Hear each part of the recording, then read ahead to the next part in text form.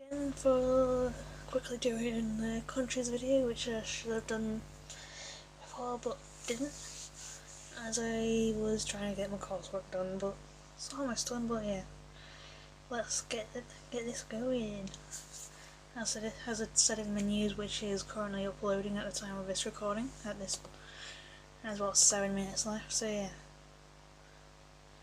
here we go with Cyprus. And yeah, it was like the first people in Cyprus were like Stone Age farmers from about 8,000 years ago, not 8,000 years ago, 8,000 BC, and from about 4,000 BC.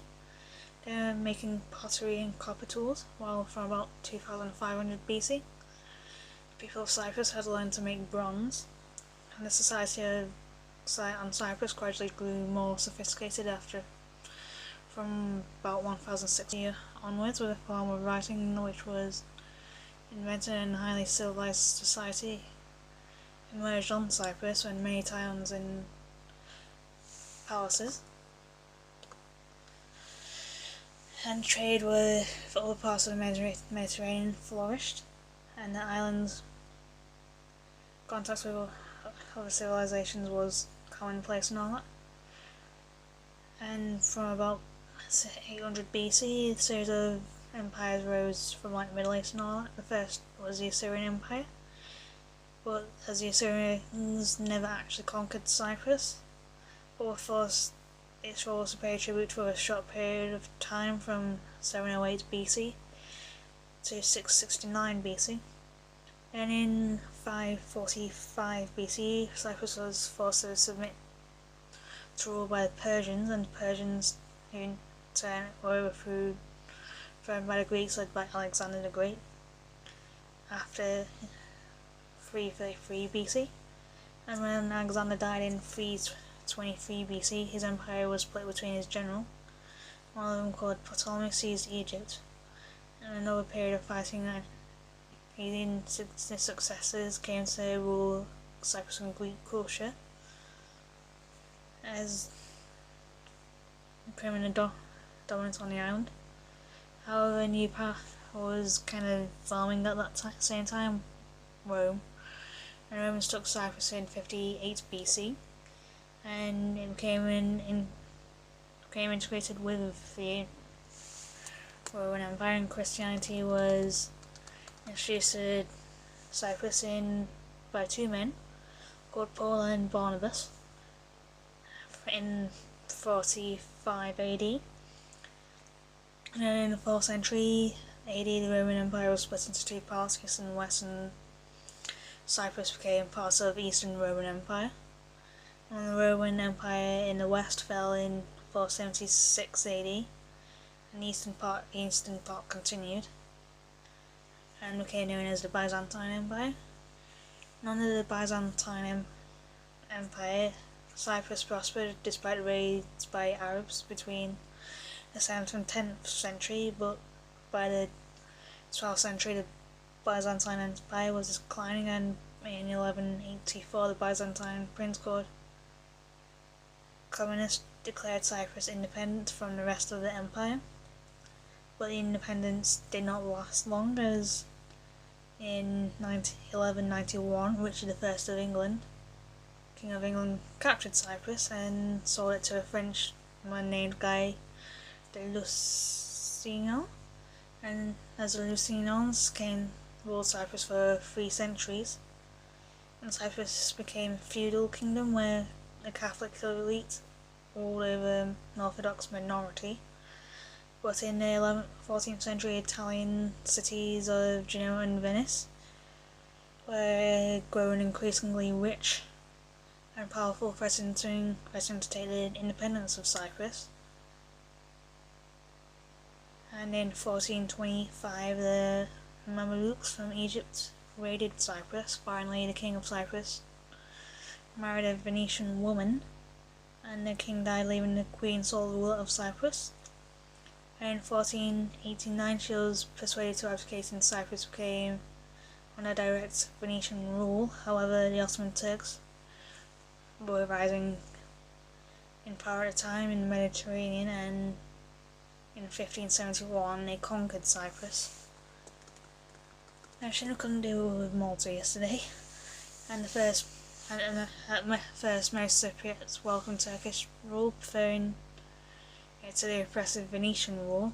But the feudal system was abolished and the Turks respected the Orthodox Church, and unless the plague struck at Cyprus at intervals, and there was eventually a rebellion against Turkish rule. And in the 19th century, Britain became a superpower, and in 1875 the Suez Canal opened and Britain was keen to take the route to India.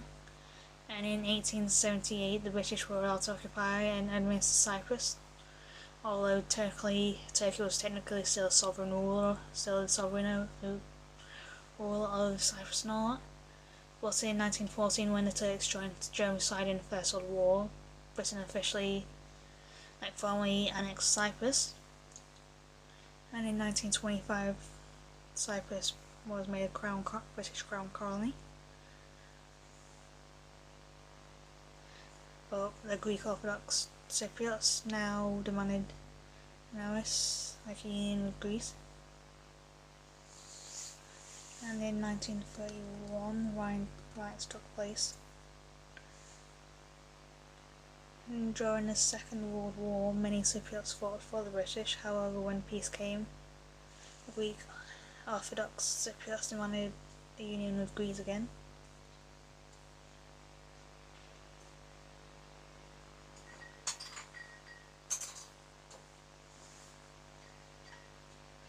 And the Turkish Cypriots on the other hand wanted the British rule to continue.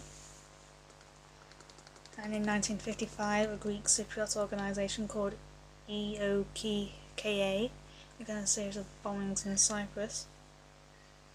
And in 1958, 3 years later, a Turkish organisation called TMT was formed as intercommunal fighting began.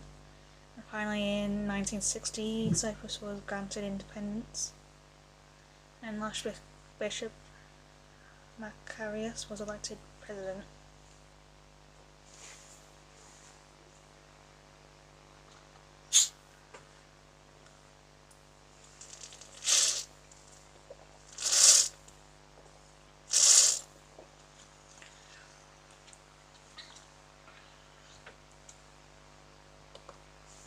But in 1963 the Greeks proposed changes to the constitution,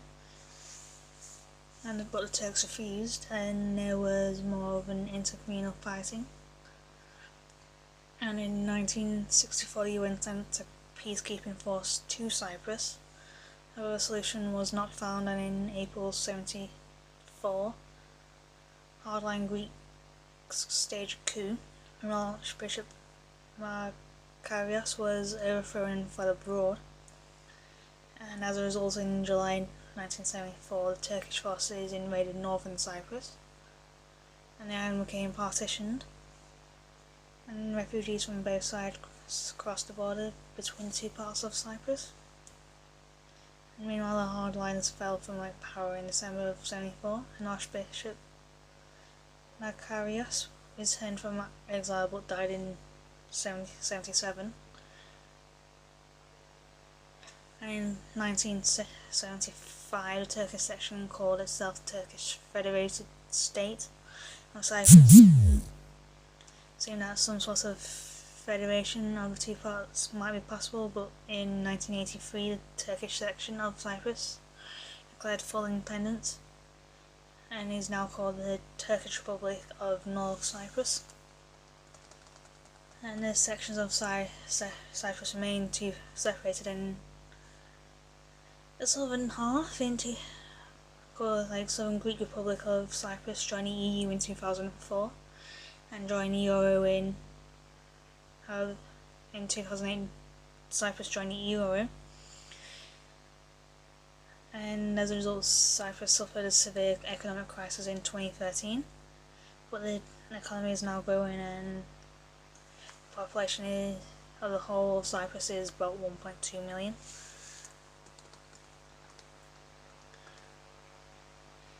Nice, but moving on to languages and all that, the main language of the Republic of Cyprus, Southern Cyprus, is Greek, with a mixture of Cypriot dialects. And from the days of the British colonisation of the island, English language was widely known and continues to today, with the studies beginning from junior and ending to high school. Therefore, all Cypriots in the Cyprus city speak good English. In villages, this situation is somewhat complicated, but if owners of a restaurant or store do not speak English, they will employ someone younger than them to kind of talk to the tourists and all that, which makes you smile a little bit. And then moving on to legends and all that. The island of Cyprus is well known for history and for being steeped in myths and legends, and there are often several different versions of the tale, claiming to be the real story. But they might all, even if they might not be real and all, story and all, they might sometimes be fascinating to hear and all that.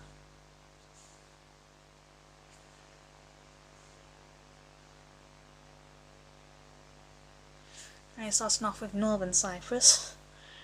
So the one legend has a hero from North Cyprus, Viennese Acritas, the hands of that made the Five Finger Mountains. There was a hero, Viennese Acritas, left right across the sea from Anatolia to save the island from invading Saracens. When he landed, his handprint was forever embedded in the soil, and the Five-Fingered Mountains formed from this handprint. Another legend is that two young men fought over a lovely, a young, graceful looking maiden, and the winner would take her as his bride. One man stabbed the other and was then chased into a swamp where he drowned, and the other also perished in the swamp after having been stabbed, and he could not get out. But he was the honest one of the two, and he was immortalised in the tale. As he drowned, his hands rose up out of the swamp and remained there, and turning to stone over time, which then grew and became fine fingers there. And one tells of one too hopeful young villager. He fell in love with his local queen, and she was obsequious and would have nothing to do with him. And to get rid of him, she told him to bring her water from the St. Andreas monastery, which was all the way out in the eastern end of the island. And after some weeks he indeed returned the water, but she had not expected him to complete the task, and she was rather annoyed by it, and she would not agree to marry him, so he lost his temper, probably because it was probably a short temper, with all the walking by his time, and he threw the water on the ground and grabbed a handful of mud in the puddle and he threw it at her, and she managed to duck the mud puddle and struck the mountainside, which then formed the Five Fingers. As instead of it being the Five Fingers from that literal hand, it's the handprint and all that. And this tax dodging saint, as there was a Christian by the name of Mammos, who lived in Anatolia, who was persecuted by the Romans for avoiding his taxes. Whilst being taken to court to face trial, he came across a huge lion that was in the process of attacking a sheep, and it was said that Mammos tamed the lion, rescuing the sheep from its fate. And then he rode the lion to court with a fluffy white sheep tucked under his arm. And so impressed was the court judge that Mammos was freed from any punishment for his tax evasion. And the legend comes to Cyprus years later, only because the sarcophagus of Mammos, as he died roughly in 275 AD, was found on the water shore on the island, and the peasant who found it experienced a vision of where to bury the remains of the mountains and have a monastery built there. And ever since Mamas has been known as Saint Mamas, the patron saint for tax evaders. And you can still see the stone mark of Saint Mamas astride his line at the Saint Mamas Monastery, which is in Gezaliurt. I do not allow you to tax evade these days. Even if you do arrive on a court with a lion with a sheep on your arm, don't do it. Then there's the hermit of Hilarion, being the skeptic. Like, some people are skeptics and hard to tell if this legend is based on any truth. But it's said that St. Hilarion's castle was the inspiration for Walt Disney's castle design for Snow White and the Seven Dwarfs movie. But the more recent myth, and that some people prefer, the thousands of years old ones, like this one. It's during the 7th century. It's said that the holy hermit arrived on the island having fled Palestine, and he apparently spent his time removing bad spirits and demons from the mountainside, and he was apparently stone deaf, which is how he came to avoid the devil's calling him, and the demons finally called it a day and left him in peace and remained on the mountainside until his death. And years later it is said that a Byzantine monastery and a force appeared from around his tomb, and this became known as St. Hilarion Castle, as it's said to be like a mythical feel if you walk around it. And then another myth reports that a mystical treasure stashed in the 101st room of the castle, and if you find it and open the door, you'll be presented with a great treasure within a magical garden. And from what I can tell, no one's actually found it yet. So yeah. And then there's the glory of gods and goddesses, as Cyprus became booming with tales, myths and legends about Olympian gods. It's like Zeus, Apollo, and Artemis, Poseidon, and Aphrodite, as Aphrodite, the goddess of love, is supposed to have risen from the sea in the southwest of the island, and proceeded to marry various other gods such as Hephaestus, the god of the forge, and she also fell in love with handsome Adonis, who had an affair with Ares, who was a god of war. So yeah, she was essentially with everyone, so yeah. Then there's the Black Cove woman, and one has it's kind of like a tragic legend of sorts, of a concubine who was housed in the conical dome, which she still sits in the waters of the old Kyrenia harbour. It's said to have at one time been in the harem of a ruling king, as black concubines were often kidnapped from native Africa and sold to the kings for their pleasure, and one particular young man took a fancy to this particular dark and lovely concubine, and they started to meet secretly in the castle, and she believed that if she became lighter in colour, the young man would be unable to hide his true love for her, and she prayed to the gods and answered her pleas by telling her to bathe in the water of the cave behind the castle at night time, and she would be granted her wish. And one night she threw herself into the water and turned into a beautiful ivory colour. But the young man was upset by what she had done, as he preferred her dark skin and found himself another black girl instead,